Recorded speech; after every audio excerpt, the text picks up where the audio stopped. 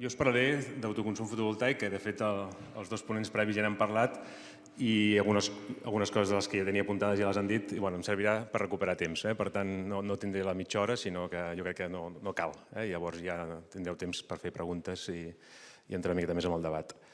Ràpidament, no faré un rotllo comercial, però sí que em fa il·lusió explicar la meva empresa, que és Sud Renovables. Em fa il·lusió explicar-ho avui aquí perquè a Terrassa és on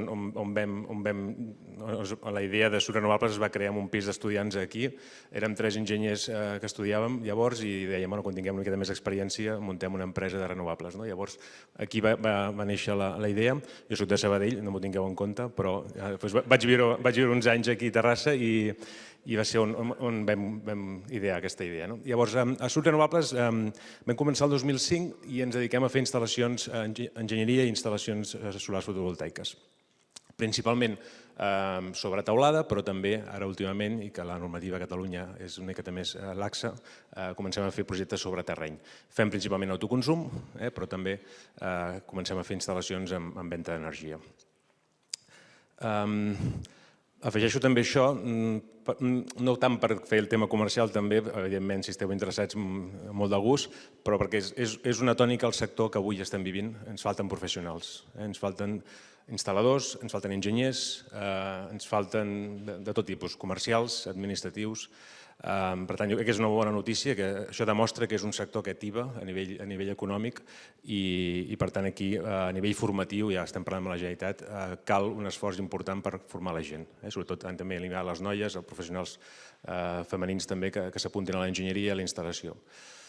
I com a última transparència a nivell de Sud Renovables, dir-vos que tenim un laboratori pràctic, jo li dic pràctic perquè no és un laboratori de bata blanca, sinó que és un laboratori on nosaltres agafem les tecnologies del sector fotovoltaic que hi ha i les testegem, les provem aquí a les nostres instal·lacions, on provem diferents tipus de panells, panells d'alta eficiència, panells bifacials, no només tecnologies diferents, marques diferents, sinó també els mateixos panells els orientem a nord, que fa uns anys era absurd. De fet, el nom de Sud Renovables ve que els panells, com vam estudiar, ens deien que els has d'orientar a sud, i ara, en canvi, quasi mai els orientem a sud. Si amb una teulada plana els orientem est-oest, amb sistemes est-oest, no a sud.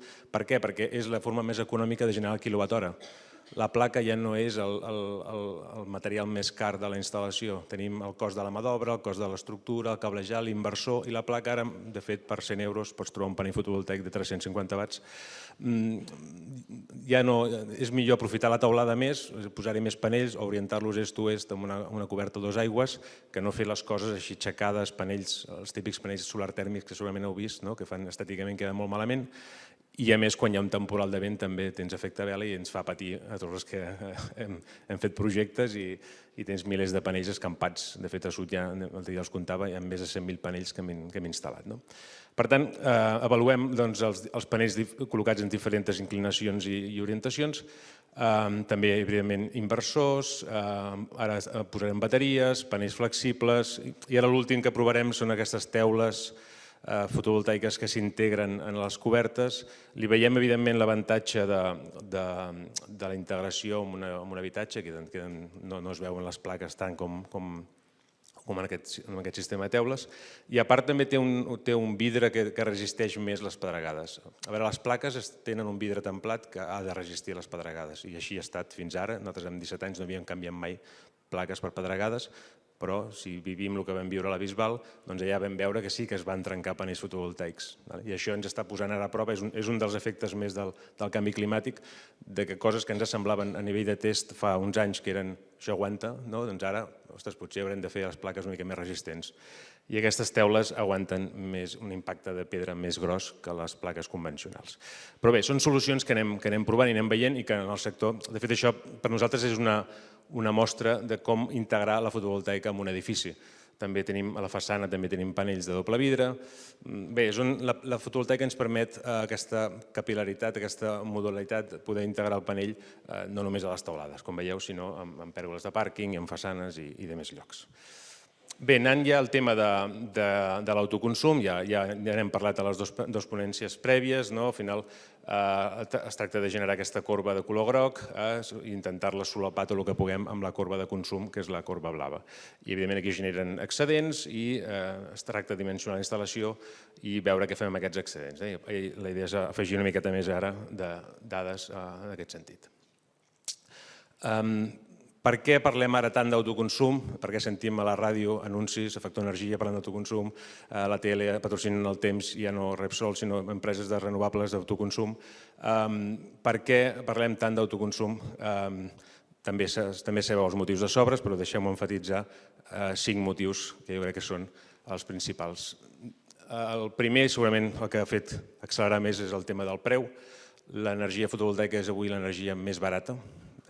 Això són gràfics que comparen totes les tecnologies renovables i convencionals.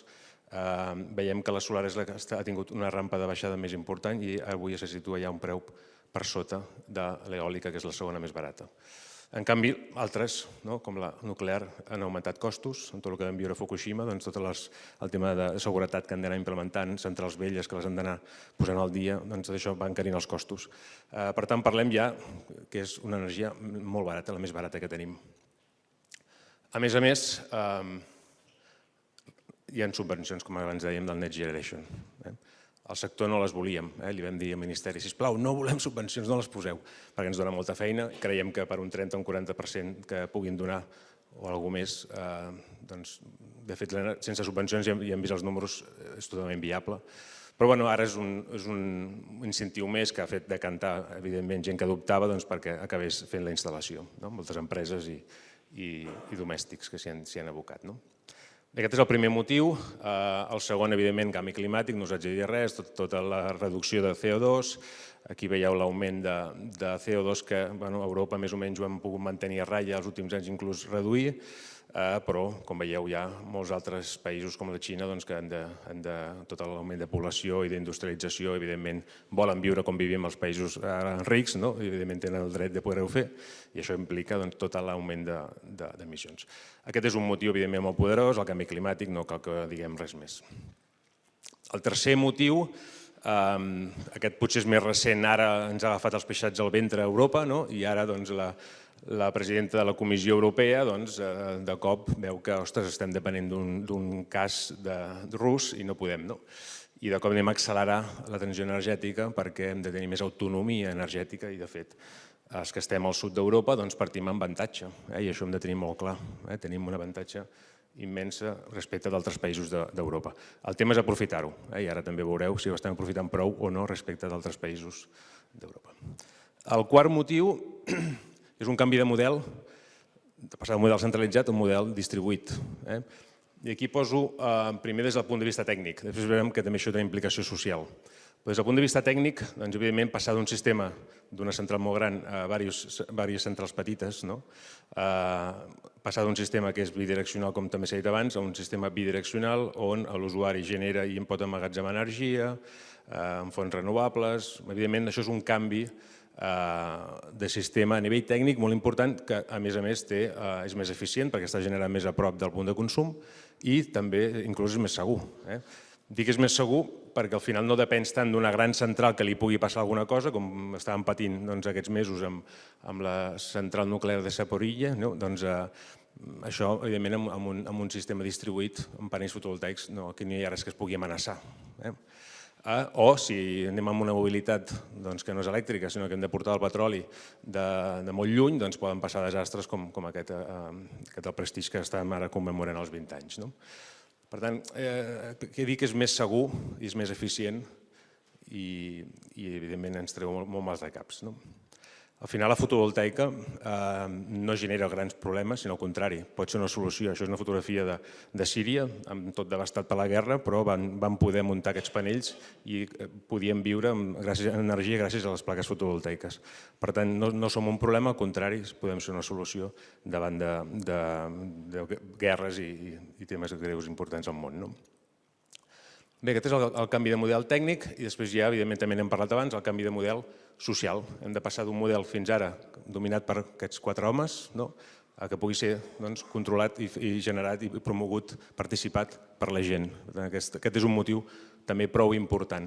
Tant no tenim només un motiu, sinó que en tenim 5. Jo crec que amb qualsevol d'aquests 5 ja seria suficient per fer això, però en tenim 5 de poderosos. Això és els motius i on estem, quins números tenim avui en energia solar fotovoltaica. Al món, cada any, això és nova potència solar, les barres són nova potència cada any s'ha anat instal·lant més potència fotovoltaica que l'any anterior. De fet, ja superem els 100 gigas cada any instal·lats a tot el món. Per tant, això té un impacte, evidentment, a nivell de costos, poder que hi hagi molta més oferta i perquè hi ha demanda.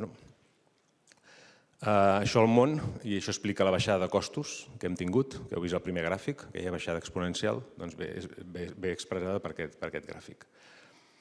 I a Catalunya ja no és tan maco, tan exponencial. A Catalunya hem tingut, com a Espanya, perquè al final si hagués posat el gràfic d'Espanya seria un gràfic paral·lel a aquest, però amb una escala més gran perquè la potència instal·lada a Espanya ha estat més alta. A Catalunya vam tenir, com a Espanya, uns anys on aquella energia, com veieu al gràfic, era molt cara, l'energia fotovoltaica, per tant, sense unes primes, sense una ajuda, no era possible posar plaques solars.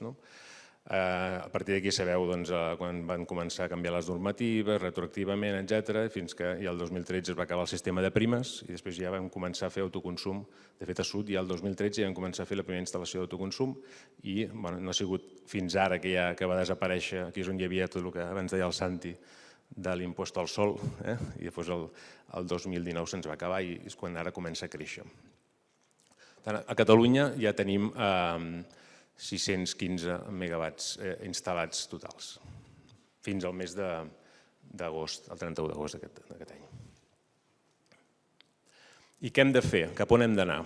Si agafem el PROENCAT, la projecció, si volem ser el 2050 100% renovables, hi ha un escenari primer que és el 2030, 50% d'electricitat renovable, doncs llavors el que hem de fer és cada any hem d'afegir 800 megawatts de fotovoltaica, només. D'eòlica, crec que són 600, això fins al 2030. I a partir del 2030 fins al 2050 hem d'afegir 1.300 megawatts de fotovoltaica cada any. Deia que aquest any només, acumulats a Catalunya, amb tots aquests anys que heu vist, amb tots aquests anys que veníem i els anteriors que havíem vist abans, estem a 615 en total. I estem parlant de fer cada any més del que hem pogut fer en tota la història. Això a molta gent li pot tirar enrere, dir, això que estàs posant aquí, Manel, això és una quimera, això és una utopia, no podrà ser, no? Això pot tirar enrere, molts polítics deuen pensar, ostres, per què, si això és impossible, tirem la tovallola, no? De cap manera. De cap manera perquè mirem altres països que estan fent avui. Mirem països, Suècia, l'assolellada Suècia, allà dalt. Aquest any instal·laran 750 megawatts, gairebé el que estem havent de fer cada any nosaltres, ells ja estan muntant 750. Jo per feina ara ja haig d'anar més sovint, vaig estar l'altre dia amb una nevada que va caure, que ja estaves ahí i dius, ostres, aquí vols dir que el tema solar és un bon negoci? Doncs estan muntant bastant més del que estem muntant aquí. I l'exemple per mi encara més bèstia és Holanda. Holanda aquest any muntaran 3,3, o sigui 3.300 megawatts en un any. Parlàvem de 1.200, 1.300, ostres, això era possible. A Holanda ho estan fent. Per tant, evidentment que és possible. És que partim de tan a baix que sembla que 800 megawatts siguin molts i no són molts. Això són els watts per càpita. Si mirem la potència instal·lada fotovoltaica per la població que hi ha, veiem que Holanda ha fet un salt important i és el primer país a Europa, el segon del món, després d'Austràlia. Evidentment, Espanya i Catalunya no surten al top 10. A Catalunya estaríem molt avall a la llista. Estem només a 57 watts per càpita. Holanda ja diuen que aquest any arribaran als 1.000. Estan a 825 i arribaran als 1.000. Aquí estem a 57. Bé, ara com ho anem a fer possible això? Com ho estem fent? Aquí al Congrés es diu Som Elèctrics, hi ha un tema que tots estem veient, que s'està tot electrificant a les nostres cases, a la mobilitat. A les cases ja comencem a tenir vehicles elèctrics, comencem a tenir calefacció d'aerotèrmia, bateries, plaques solars. Per tant, l'autoconsum, evidentment, té una implicació aquí que s'hi ve molt bé. Les diferents modalitats d'autoconsum, també no m'allargaré perquè abans s'ha comentat, el decret 244 que regula l'autoconsum parla d'autoconsum individual, col·lectiu, una sola instal·lació, diverses instal·lacions, amb excedents, sense, amb compensació, amb venda, xarxa interior a través de xarxa, el tema del compartit, amb una d'aquestes condicions, que això, el que deia ara abans que la ministra ja s'ha aventurat a dir que arribarem als 2 quilòmetres. Bé, per tant, hi ha un ventall de possibilitats de fer autoconsum molt gran. No m'estendré més amb aquests gràfics perquè ja s'han comentat. El tema del repartiment sí que diré que al final els veïns són els que decideixen els coeficients de repartiment, ho poden fer amb diversos criteris, ho decideixen ells, ho poden fer en base a la potència, en base al consum, en base als diners que m'he gastat, el que sigui. No tenen per què tots els veïns, també com ha dit l'Antoni, hi participin, sinó els que volen. Hi ha uns coeficients que abans eren fixes per tot l'any i ara el que hi ha són uns coeficients variables, que no dinàmics. Vull dir variables perquè els hi passem un fitxer amb totes les hores de tot l'any amb els coeficients que poden anar canviant. Però no són dinàmics en el sentit que puguin llegir que si un veí no està consumint aquella energia de manera intel·ligent el pugui anar cap al veí. Això que tècnicament és possible, a la pràctica no ho podem fer perquè legalment no ens deixen. Això és el que ens diu la normativa, el que es pot fer, els projectes que s'estan fent. La realitat també, com deia l'Antoni, és que és força complicada. És desesperant, però de fet els que portem també molts anys en el sector, jo al final m'ho intento agafar amb una mica d'humor. Tinc un blog que es diu Autoconsum i tant faig aquests memes, el de l'esquerra, agafant aquest del capità Haddock, que diu, ostres, quina setmana, i l'altre diu, no, capità, que és dimecres, i li vaig dir, home, ratllant, per fi hem legalitzat un autoconsum compartit. Capità, encara queda que apliquin els coeficients de repartiment.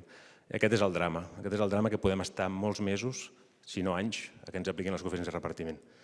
O aquest altre desesperat que fa més d'un any que espera que li apliquin els coeficients. Això és el que hem estat patint fa molts anys. De fet, nosaltres vam legalitzar el primer autoconsum compartit ja fa uns quants anys amb la Luz a Rubí i en portem uns quants. El que sí que tinc esperança que això ara sembla que estan reduint aquests terminis. Per tant, no vull dir no és possible fer autoconsum, no us porteu amb aquesta idea, però també penseu que no és fàcil. Confiem que demà serà més fàcil que avui. Bé, anem a parlar de bateries. Poso aquí bateries reals perquè també parlaré després una mica de les virtuals.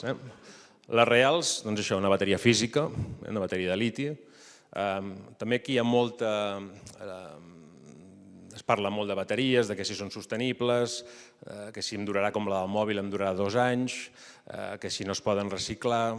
Bé, aquí deixem apuntar algunes dades, dir-vos que evidentment la indústria va evolucionant. Avui trobem bateries, hi ha materials rars com el cobalt, doncs avui hi ha molts fabricants que ja no fan servir cobalt a les bateries. Les bateries de l'FP, les de fosfat de liti i ferro, no utilitzen cobalt, com dic, són materials liti i el ferro de gran abundància, el principal productor de liti és Austràlia, duren més anys les de l'FP que les convencionals de liti, donen garanties de 10 anys, que això, les bateries abans era algo impensable. Sabies que al cap de 2 anys les havies de canviar sí o sí, si no els 8 anys. Avui et donen garantia de 10 anys i 10.000 cicles de càrrega, que a nivell solar normalment fas un cicle diari. Per tant, si multipliques aquests cicles et dona una vida útil 25 vegades més que una d'un mòbil. Poden durar més de 20 i escaig anys si fas un cicle diari. De fet, parlem de bateries de liti, però només hi ha un 1,5% de liti a la bateria. Hi ha molts altres materials, ferro principalment, també. El reciclatge. Evidentment, fins ara hi ha un volum de bateries per reciclar. A la que està apareixent aquest volum, per la mobilitat sobretot, ja van apareixent bateries de reciclatge. I vull dir que aquí hi ha 270.000 bateries, a Alemanya ja n'hi ha 300.000 i n'hi ha 500.000 a tot el món. Llavors, això són bateries reals que el que fan, evidentment, és aprofitar aquest excedent i que durant la nit aquest quilowatt-hora el puguis gastar no de la xarxa, sinó de la bateria. Fixeu-vos que també hi ha un moment que la bateria pot estar al 100%, llavors aquesta energia també s'injecta a la xarxa i també es pot compensar. Per tant, es poden fer les dues modalitats. A l'estiu, segurament, la bateria l'omplirem abans i podrem compensar la resta. Bé, del tema de la bateria virtual, ja ho ha explicat el Toni, aquí us poso un exemple d'una altra comercialitzadora que és Bon Preu Energia, que també fa compensació a través de bateria virtual. Aquí ja explico un cas, que al final, això són en euros també perquè la gent ho entengui més. Aquí si estem generant més energia del que consumim, 40 euros és el que m'aporta la solar del que jo estic consumint, en veritat n'he generat 120 amb les plaques. Les comercialitzadores estan compensant el preu dels excedents a un preu que va una mica lligat al mercat, i això és important que ho tingueu en compte, perquè de fet fa 2 o 3 anys, quan no hi havia els preus tan alts de la llum, pagaven 5 cèntims d'euro al quilowatt hora, avui n'hi ha que arriben a 15 cèntims al quilowatt. Per tant, quan veieu això, tingueu en compte que aquests preus variaran en funció del mercat elèctric. Això no és una prima que està garantida a 25 anys. La bateria, l'altre que dic bateria real, això sí que aquest quilowatt hora el tindràs emmagatzemat i allò sí que el gastaràs. Per tant, quan veieu aquestes fotografies, jo dic, home, això és avui, però quan el preu baixi, que segurament baixarà els propers anys, almenys diu això el mercat elèctric, doncs la compensació baixarà també. Però avui és una modalitat, com deia l'Antoni, interessant perquè fixeu-vos que aquí, pel consum que té aquesta casa, només aprofitava aquests 40 euros. Què passava amb els 80 euros que sobraven? Perquè el terme variable no pot ser negatiu i aquests quilowatts es perdien a la xarxa. Doncs avui aquestes comercialitzadores, hàbilment, comercialment molt hàbils, el que fan és dir, no, aquests euros no et preocupis que jo te'ls guardo, els posem en una bateria virtual.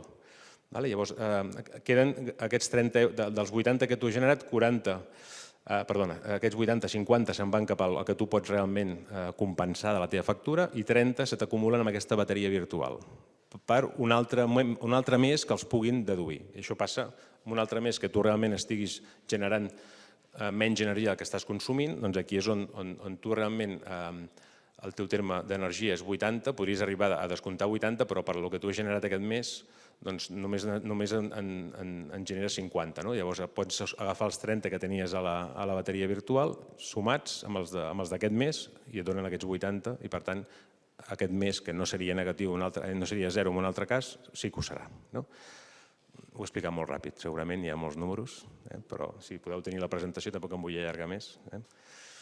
Però bé, en definitiva és aprofitar aquests excedents que ja han superat el zero, que ja no poden compensar, doncs te'ls guarden en euros. Això, evidentment, en segones residències és interessant perquè poden compensar instal·lacions que tinguis amb un mateix cubs, amb 2 cubs diferents però el mateix titular, compensa l'energia que has generat amb un d'aquests cubs.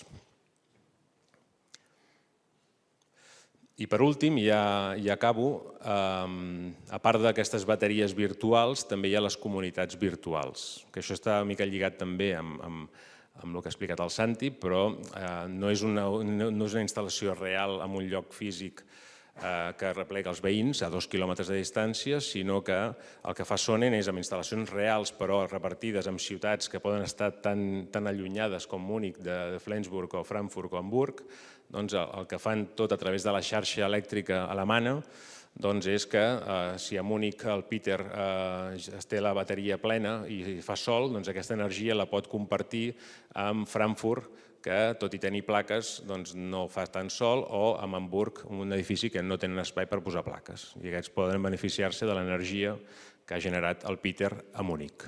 Això són comunitats virtuals. Avui encara a Espanya no es pot fer això, però d'aquí pocs mesos, anys, espero que ho puguem fer amb la normativa plenament desplegada. Per tant, veieu que hi ha moltes possibilitats. Jo que he vist que en un pis a Barcelona no tinc espai per posar plaques, no és excusa o no serà excusa per participar d'una comunitat energètica d'aquest estil. Sembla que he clavat l'hora bastant una mica, no? Potser més ràpid, però ja acabo, ja estic. Gràcies.